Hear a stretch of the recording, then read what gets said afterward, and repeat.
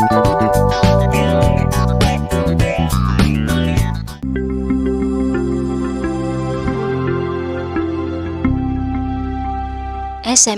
Pantura. Assalamualaikum warahmatullahi wabarakatuh.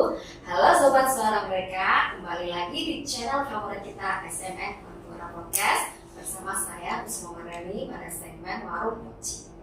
Sobat Suara Merdeka, pada episode kali ini kita akan membahas terkait perikanan di Kabupaten Brebes. Seperti kita ketahui bersama, saat ini banyak sekali sumber daya alam di Brebes yang berpotensi untuk diolah. Salah satunya adalah sektor perikanan. Sudah bergabung bersama kita di sini Kepala Dinas Perikanan Kabupaten Brebes, Bapak Muhammad Sultan Mananis. Assalamualaikum. Selamat datang Pak Sultan Mananis. Gimana kabarnya Pak? Alhamdulillah baik. Pak, bisa diceritakan secara singkat nih tentang peran dan tanggung jawab Dinas Perikanan Kabupaten Brebes dalam mendukung pengembangan sektor perikanan di wilayah Brebes. Monggo Pak. Terima kasih Mbak Dani. Kita bicara perikanan di Brebes itu merupakan potensi yang luar biasa. Kalau lihat geografisnya dari pantai sampai ke pegunungan, pantainya saja 67 km, kawasan pegunungannya hampir ada 4 kecamatan, ya, dari mulai 5 malah, kan?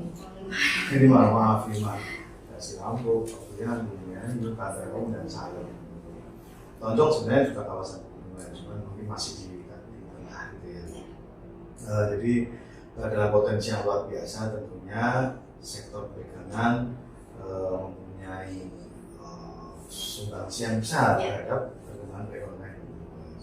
Kami selaku Dinas Perikanan dan merupakan pembantu dari Bupati Brebes ya dalam membuat kebijakan terkait dengan pengembangan perikanan. Selama ini berupaya untuk bisa meningkatkan potensi yang sudah ada dan meminimalisir masalah-masalah yang memang akan mengganggu produktivitas maupun dari optimalnya potensi yang sudah ada.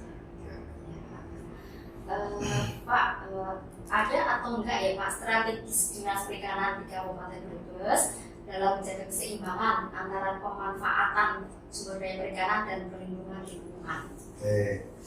Terkait dengan perikanan itu ada 3 ya. Ada 3 bidang di kami.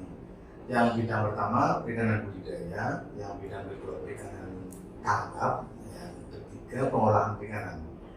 Jadi masing-masing punya potensi yang luar biasa. Dan kalau memang tema kali ini itu lebih kepada perikanan budidaya.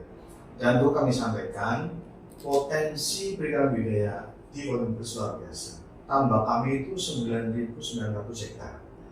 Itu catatan terakhir dari Dirjen Budidaya KKP. Dan 1.500-an itu potensi garam untuk tambak garam. Produksi garam rakyat ya, garam-garam konvensional di tambak gitu ya. Jadi dari potensi yang 9.900 itu kita kembangkan semua dan masyarakat sampai dengan sekarang masih menjadi andalan untuk memproduksi komoditas perikanan. Jadi dari luas 9.000 itu sudah semuanya dikerjakan atau gimana Pak? Jadi ada memang beberapa wilayah yang memang ideal. Ada beberapa faktor terkait dengan ketidakberfungsian dari tambak itu yang paling utama adalah abrasi. Jadi permasalahan abrasi itu luar biasa karena sejak tahun 2000-an mulai mendekati kita abrasi itu sudah hampir habis 2.500 hektar. Sampai sekarang masih? Sampai sekarang abrasi masih perlu bertanggulangi karena memang butuh biaya besar. Jadi sementara keterbatasan anggaran kita seperti kemarin pasca COVID semua anggaran tidak bisa support gitu ya. Jadi abrasi yang masih menjadi momok bagi pemerintah. Masih ada PR ya? Betul. Yang kedua itu juga ada degradasi lingkungan. Ya, degradasi lingkungan memang dulu Brebes terkenal dengan udang windu. Tahun 1980 sampai era tahun 90 itu udang windu luar biasa. Booming sekali ya. Booming sekali sehingga Brebes waktu itu menjadi sasaran investasi besar-besaran terhadap budidaya komunitas kami. Dan itu meninggalkan dampak yang luar biasa. Jadi dampaknya sampai sekarang adalah mereka mengeksploitasi besar-besaran dengan menggunakan mungkin ya pestisida dan pupuk yang jadi malah kayak meninggalkan hal yang gak bagus gitu ya. Jadi meninggalkan residu-residu sehingga pada saat itu menimbulkan satu penyakit yang namanya WSDV, Waste Disease Virus. Sehingga sampai dengan sekarang pun udang pindu masih kesulitan untuk kita budidayakan di Kabupaten Brebes. Walaupun potensi udang pindu kita juga masih cukup bagus dengan produktivitas kemarin hasil dicoba dengan WWF di Desa Bangsa itu mencapai 1,2 kintal per hektar. Berarti masih cukup bagus juga ya? Ya sebenarnya masih jauh dari kemarin potensinya. Ada yang eksploitasi besar-besaran ada meningkatkan resiko juga. Betul. Tapi itu sangat tidak optimal dengan produksi karbohidrat seperti itu. Dan dari 9.900 hektar pun saluran tambak yang kita identifikasi itu hampir 211 km. Permasalahannya adalah 75%-nya itu kondisinya rusak atau sekitar 160-an kilometer itu kondisinya tidak baik. Sehingga kami perlu strategi, perlu upaya bagaimana ini bisa dikerjakan, tapi istilahnya dengan biaya yang tidak begitu masif. Sehingga paling mudah bagi kami adalah mendorong partisipasi dan swadaya dari masyarakat pembudidaya tambak. Pak, ini ada hal yang urgent nggak Pak untuk secepatnya diubah atau ditindaklanjutin hal seperti ini? Iya, mungkin beberapa tahun ini dari tahun 2022 kami merasakan hal tersebut ketika ada identifikasi secara masif dari Kementerian Pertanian terkait keberadaan saluran irigasi di daerah Brebes tidak teridentifikasi daerah irigasi, sehingga peran serta komisi irigasi untuk bisa membantu kawan-kawan di perikanan sangat minim. Sehingga kami berinisiasi, kalau kami masih menggunakan nomenklatur P3A, kita akan selalu kalah prioritas dengan pertanian. Sementara kami bukan daerah irigasi, tidak ada identifikasi merupakan daerah irigasi. Itu memang juga dasar dari Dirjen Pengelolaan Sumber Daya Air dari PUPR ya. Jadi kami ya koordinasi minta support dari kementerian. Alhamdulillah kementerian juga membantu kami. Salah satunya dengan pengelolaan irigasi perikanan partisipatif. Nah, ini cukup bagus sekali. Ya sudah membantu kami sedemikian rupa di 5 kecamatan dan mensupport para pembudidaya untuk bisa meningkatkan produksinya. Karena salah satu kegiatan kita itu adalah masyarakat didorong supaya untuk berswadaya atau berswakelola dari mulai merencanakan, mengidentifikasi, merencanakan, terus nanti mengelola di kawasan lahan tambak kelompoknya. Nah, karena ini sifatnya dari kementerian, jadi kami arahkan kelompok kitab ini di tiap kecamatan. Tiap kecamatan. Tiap kecamatan. Jadi ada kelompok kitab yang dianggotai oleh pokdam-pokdam di wilayah desa-desa yang berarti ada koordinasi, maksudnya untuk tiap kecamatannya itu ada? Ada, alhamdulillah.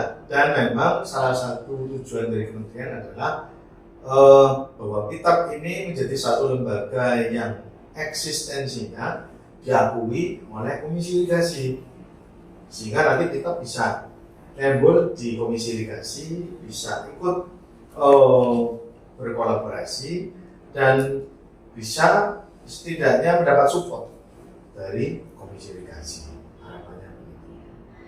Pak, menyinggung masalah itu, ada nggak sih program atau inovasi terbaru yang bisa dijelaskan oleh Pak?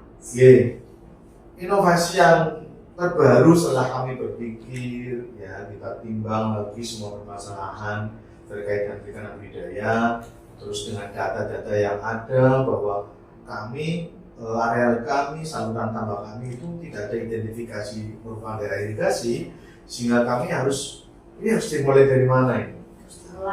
Harus dimulai dari bawah gitu. Sehingga kami berpikir bahwa harus ada semacam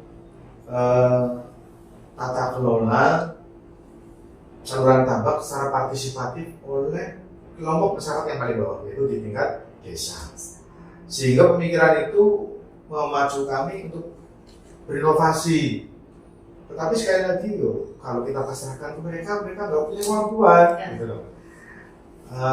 Para petambak kami biasanya ya mereka hanya peduli ketika ada air bagus kita berbudidaya, nanti kalau kena penyakit dia akan pasrah gitu ya.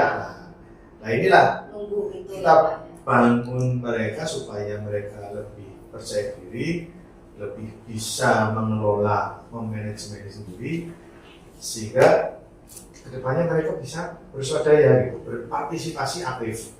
Nah inilah yang akhirnya kami wujudkan menjadi strategi pengelolaan partisipatif saluran tambak Pantura, atau kami biasa sebut gampangnya Rosi Tampan gitu ya. Nah, Rosi Tampan itu waktu cerita dengan teman-teman ya, harapannya memang ya Rosi Tampan itu pembalap. Jadi kalau pembalap kan air jalurnya kenceng, ya, kalau pembalap itu pasti kenceng, cara berpikir cepat, menentukan keputusan cepat. Nah, terus apa yang cocok ini Pak? Ya sudah kita olah juga Rosi Tampan ini. Dan alhamdulillah pemikiran tadi strategi pengelolaan partisipatif saluran tambak Pantura ini atau Rosi Tampan ini bisa kita wujudkan. Jadi prinsip kerjanya adalah Rosi Tampan itu ada di kami.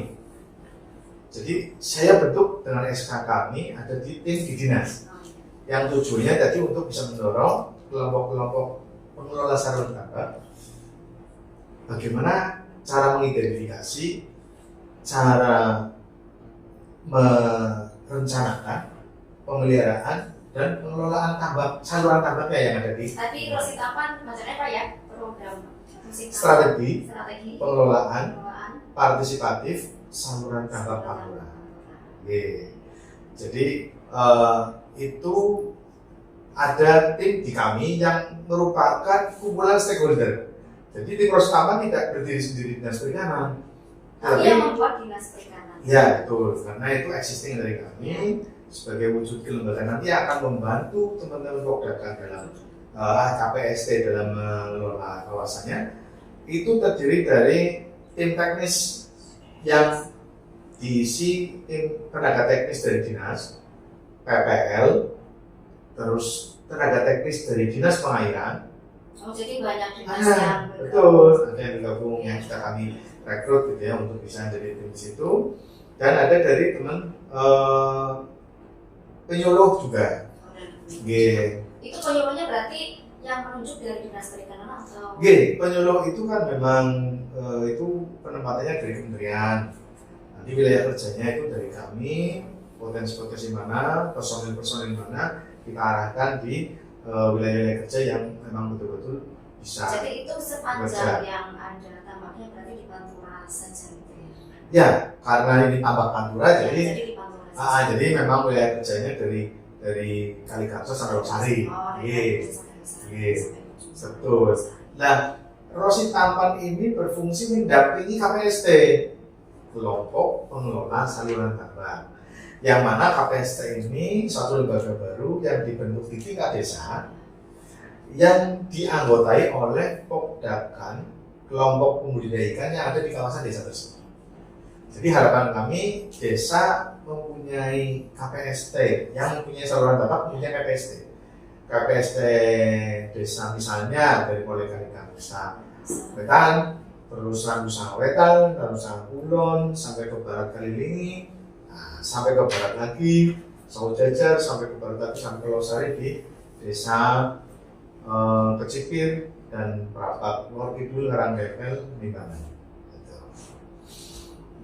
Jadi Rosi Taman nanti sifatnya supporting dari mereka. Nah itu kan biasanya kayak ada biaya itu berarti dari dinas perikanan atau maksudnya misalkan ada timbul biaya? Betul. Selama ini kami dorong yang namanya biaya pengelolaan adalah mereka secara partisipatif. Partisipasi semua. Jadi makanya kami namakan partisipatif. Kami akan mendorong pembiayaan itu dari mereka dulu. Dari mereka, kalau tidak dari mereka, kami sounding kepada pihak-pihak yang bisa memberi pendanaan, CSRK atau kemitraan-kemitraan kita, sehingga nanti bisa mensupport kegiatan KPST. Memang paling mudah di APBD, tapi APBD kami nggak mencukupi gitu ya. Sehingga kami berpikir sementara kita upayakan melalui funding dari pihak ketiga ataupun CSR dan lainnya. Baik Pak, kalau proses bagaimana proses implementasi Rosi Taman di Kabupaten Brebes, respon masyarakatnya itu seperti apa? Maksudnya terhadap program ini itu responnya baik atau?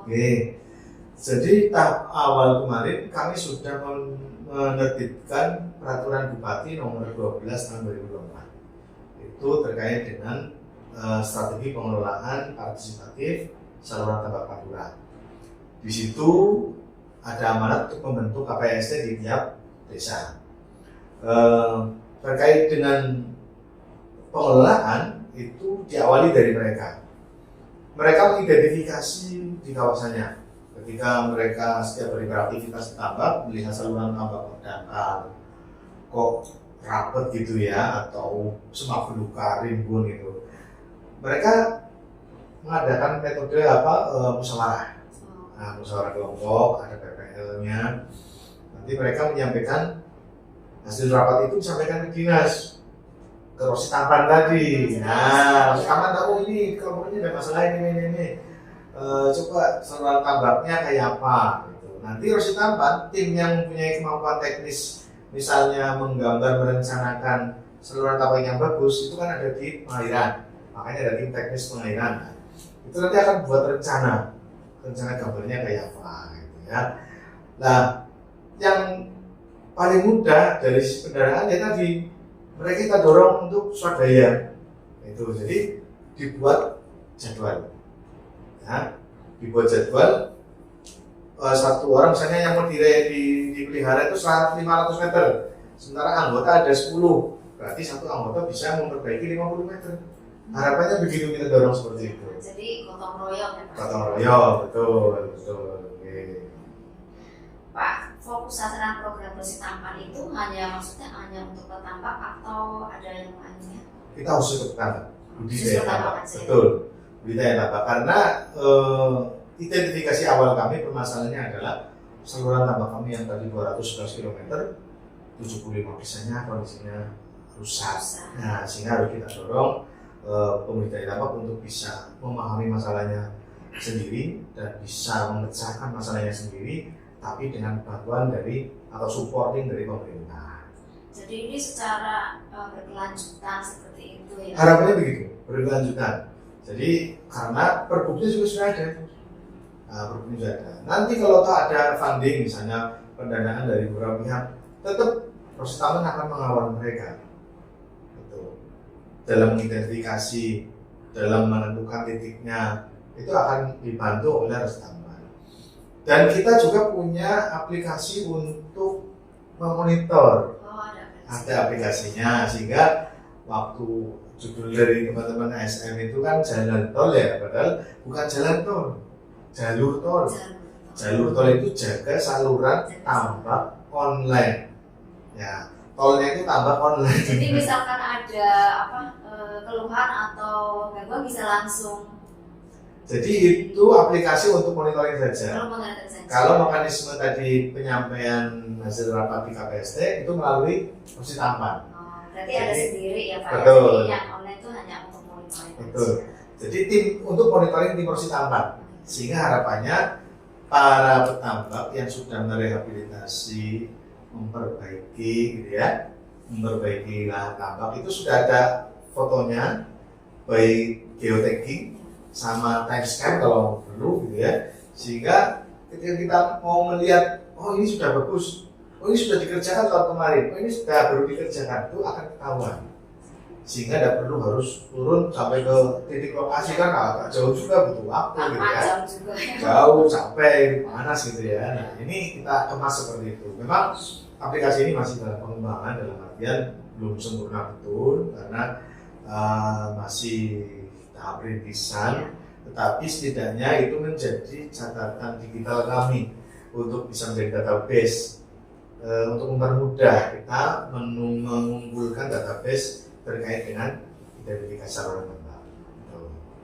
Pak, kita break dulu. Oke. Minum. Wah iya, kayaknya haus ya kita ngobrol terus ya. Ya. Ini Pak ada. Oke. Oke.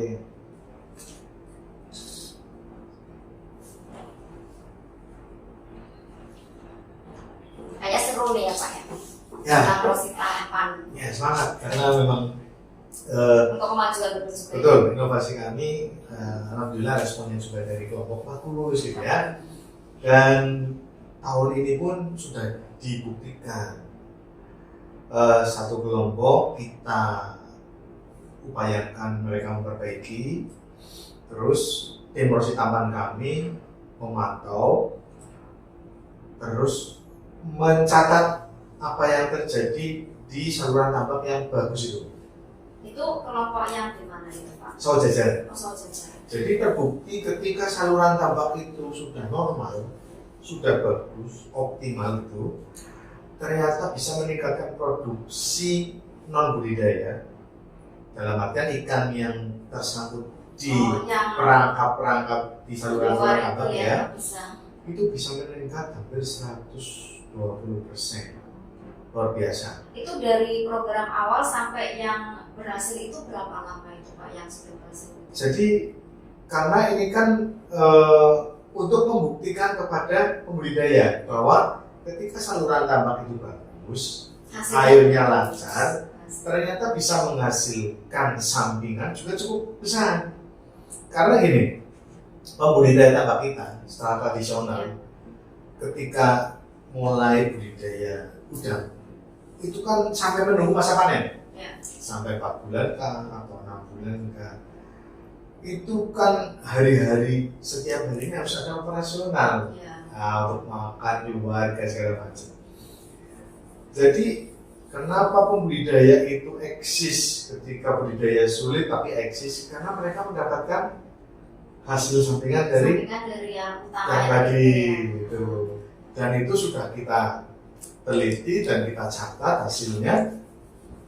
Ketika belum direhabilitasi, hasilnya katakanlah sehari hanya 10 kilo. Itu berarti setiap hari ada hasilnya gitu? Ada hasilnya. Sehingga itu untuk makan harian. Iya betul. Jadi sambil nunggu panen mereka ada yang mencukupi gitu ya. Luar biasa itu. Dan itu dicatat oleh teman-teman kami. Nanti dilaporkan atau? Iya, ini ada ceritanya itu kita punya. Jadi ada datanya ya Pak ya? Ada grafiknya gitu ya. Jadi masing-masing di titik-titik. Jadi untuk pelaporan dari yang ini, pelaporannya secara ada teknologinya atau seperti itu Pak? Kalau teknologi yang tadi jalur tol itu untuk memonitoring, monitoring kawasan dan mengidentifikasi tambak. Karena tambak itu kan kalau kita lihat di peta itu, apalagi di Google Map itu kayak cacing gitu, ranting gitu, berantakan gitu. Nah itu kalau yang tahu persis kan orang lokal situ, bahwa ini saluran anyep, saluran apa gitu ya, biasanya nama-nama orang yang kawasan itu tahu gitu. Kalau hanya penyebutan saja kan mudah lupa, tapi dengan diidentifikasi oleh aplikasi akan tercatat. Nah terkait dengan hasil dari tadi proses rehabilitasi itu sudah dibuktikan oleh teman-teman yang di Saujajar. Sebelum dilakukan perbaikan atau normalisasi saluran tambak, hasilnya katakanlah 10 kilo. Ketika sudah dilakukan pemeliharaan terus dipasang itu bisa langsung meningkat sampai berarti 22 kilo itu, hampir 12 kilo naiknya. Itu suatu capaian yang luar biasa dan itu memotivasi pembeli tambak. Ketika tambak salurannya jelek, mereka akan berupaya memperbaiki, sehingga ada hasil yang diinginkan itu terwujud gitu. Kalau program produksi tambak sendiri itu tantangannya apa Pak? Misalkan tantangan yang terbesar atau yang tersulit seperti itu? Ya, tantangannya tadi jelas funding ya, pendanaan. Karena kadang-kadang Jeruk Basuki mau beliau, kalau kawan-kawan Pokdakan tidak kita dorong untuk bisa punya usaha produktif, harus mengandalkan dari orang lain akan berat. Kalau secara maksudnya kalau untuk tantangan selain itu maksudnya misalkan lokasinya atau apa? Ya, kalau tantangan pembudidaya ikan saat sekarang ya kondisi raw, ya kondisi raw, sehingga itu yang kadang-kadang nggak bisa diprediksi karena waktunya bisa diprediksi tapi volumenya yang bisa diprediksi. Jadi itu yang kadang-kadang proses budidaya juga aksesnya juga sulit gitu ya. Dan kalau tantangan produksi tambak ya sekali lagi kemauan dan keinginan dari kelompok yang harus kita dorong terus. Ya, makanya ke depan pun sudah saya arahkan supaya membentuk lembaga ekonomi produktif, katakanlah koperasi kan gitu ya. Tapi untuk masyarakat sendiri itu sebetulnya ya antusias aja ya. Dengan melihat hasil yang di Soljajar, ya sudah terbukti kan, sudah terbukti. Jadi kayak buat memacu gitu. Betul. Dan udang tangkapan itu kalau yang biasa saja itu misalnya 20.000 per kilo. Kalau dapat 10 kilo kan sudah 200.000. Itu harian. Nah, itu harian dapatnya itu kan luar biasa. Belum ikan-ikan yang lain katakanlah begitu. Kalau untuk manfaat atau dampak positif yang sudah terlihat dari implementasi Rosi Tampan, ya sudah terlihat jelas. Kita sudah membentuk kelembagaan itu sampai ke Losari, sampai 5 kecamatan sudah punya kelompok pengelola saluran tambak. Dampak selanjutnya adalah pengakuan dari kelembagaan ini. Eksistensi kelembagaan ini harus kita sampaikan kepada Komisi Irigasi sehingga mempunyai peran yang sama, posisi yang sama dengan P3A. Jadi punya posisi yang sama dengan P3A. Ketika P3A juga disupport oleh Komisi Irigasi, ya harapannya KPST disupport oleh Komisi Irigasi sebagai satu kelembagaan yang mengelola saluran tambak di wilayah hulunya. Di wilayah hilirnya, karena biasanya saluran pertanian itu ujungnya di saluran tambak, gitu. Sehingga dampak positifnya Komisi Irigasi juga sudah paham akan ada lembaga pengelola saluran tambak dan pembudidaya ikan juga pede gitu, pede dalam mengidentifikasi terus melaksanakan pemeliharaan itu ada yang mendampingi. Jadi untuk pendampingan itu dilakukannya berkala ya Pak? Maksudnya setiap hari atau gimana? Kalau kami dari bidang, saya minimal itu 1 bulan sekali. 1 bulan sekali. 1 bulan sekali. Pasti ada. Sementara kalau nanti KPST itu pembinaannya ada di PPL. Nah, ada di PPL di wilayah kerja yang tersebut, nah di wilayah kerja lokasi tersebut nanti PPL tersebut akan menginformasikan kepada kami. Terus didorong untuk KPST itu bisa menyampaikan permasalahannya kepada tim Rosi Tampan. Harapannya tim Rosi Tampan itu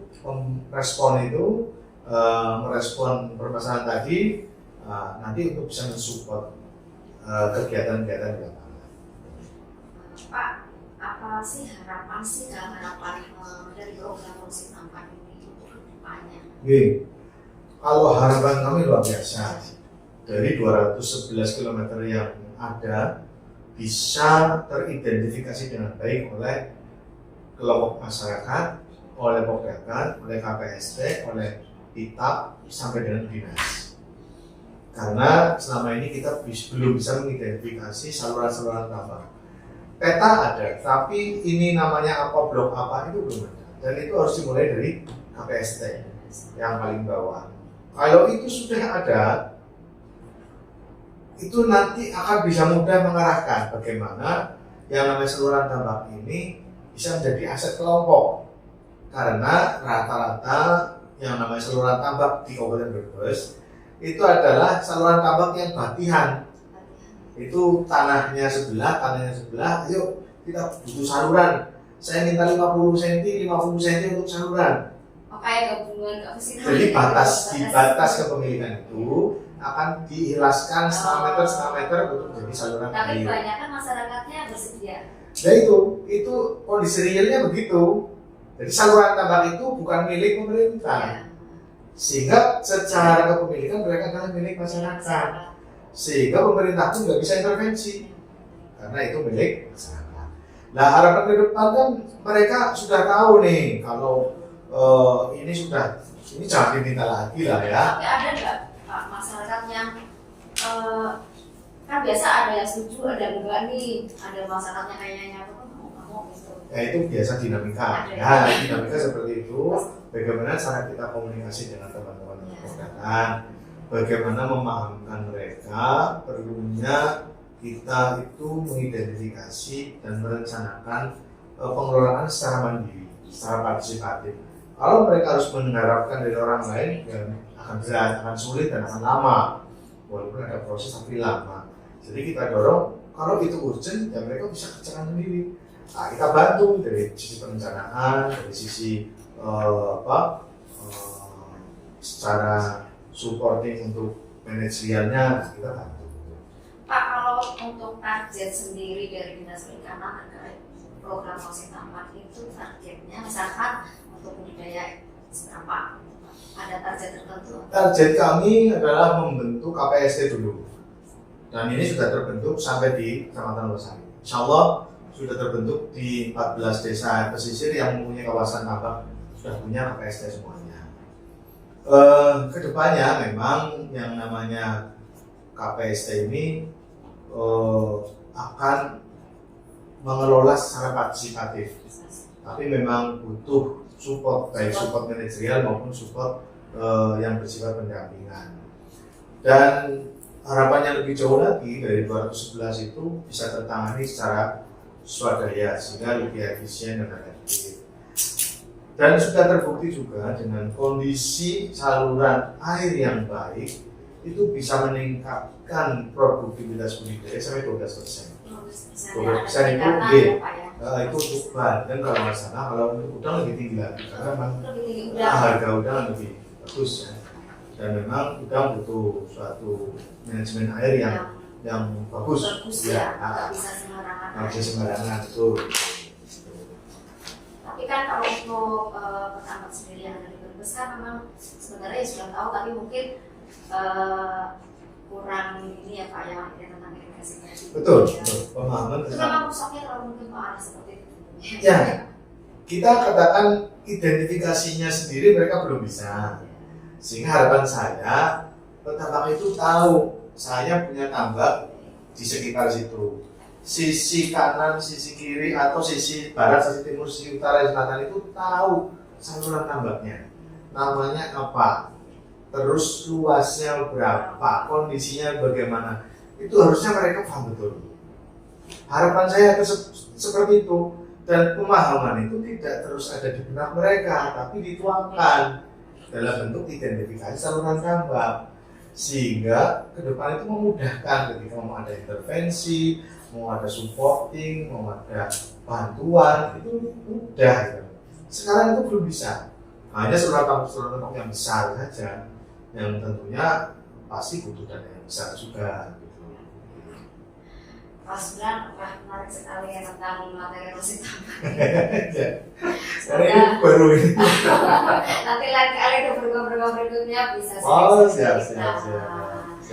Terima kasih Pak sudah atas waktunya. Sobat-sobat Merdeka, itu tadi pembahasan terkait potensi perikanan di Kabupaten Brebes dengan inovasi Losin Tambak dari Dinas Perikanan Brebes. Khususnya perikanan budidaya ya. Jangan lupa like, comment, and subscribe, share episode ini. Sampai jumpa di episode selanjutnya. Wassalamualaikum warahmatullahi wabarakatuh. Terima kasih Mas Bran.